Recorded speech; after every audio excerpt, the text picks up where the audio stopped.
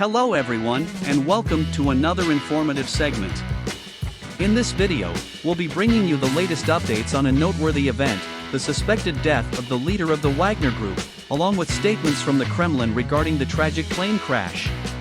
Before we delve into the details, we'd like to ask for your support. Please consider subscribing to our channel and liking our content. Your viewership and support mean a lot to us.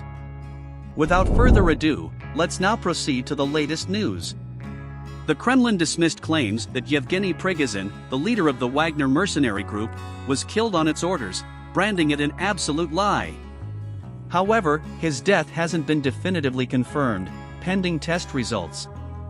Prigozhin was reportedly on a private jet that crashed near Moscow, with no survivors. President Vladimir Putin extended condolences for the crash, speaking of Prigozhin in the past tense. He mentioned preliminary information suggesting Prigozhin and his Wagner associates were killed. While acknowledging Prigozhin's merits, Putin noted his serious mistakes. Some Western figures speculated, without evidence, that Putin orchestrated Prigozhin's death as retribution for his failed June 23, 34 mutiny against army leadership, posing a significant challenge to Putin's rule. Kremlin spokesperson Dmitry Peskov dismissed these claims as baseless speculation. He emphasized the need for factual investigation and the lack of official confirmation regarding Prigozhin's death. Russian authorities launched an investigation into the crash's cause. The 10 recovered bodies' identities remain unconfirmed.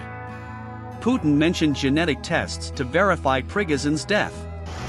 Peskov stated that Putin hadn't recently met Prigozhin and couldn't predict the funeral's date or Putin's attendance due to ongoing investigations. Analysts suggested the funeral's nature could have implications. Prigozhin's critics might emphasize his alleged betrayal, while supporters could elevate his critique of Kremlin conduct in the war, possibly stoking hostility among Wagner loyalists. British military intelligence deemed it highly likely that Prigozhin perished, though conclusive evidence wasn't available. The Pentagon shared a similar assessment. Russian news outlet Baza, known for credible law enforcement sources, reported investigators exploring a theory of onboard bomb planting. Regarding the Wagner Group's future, which operated across Africa and trained Belarus army, Kremlin spokesperson Peskov provided succinct insight. And that brings us to the end of the updates. Thank you for joining us in this video and for staying informed about these developments.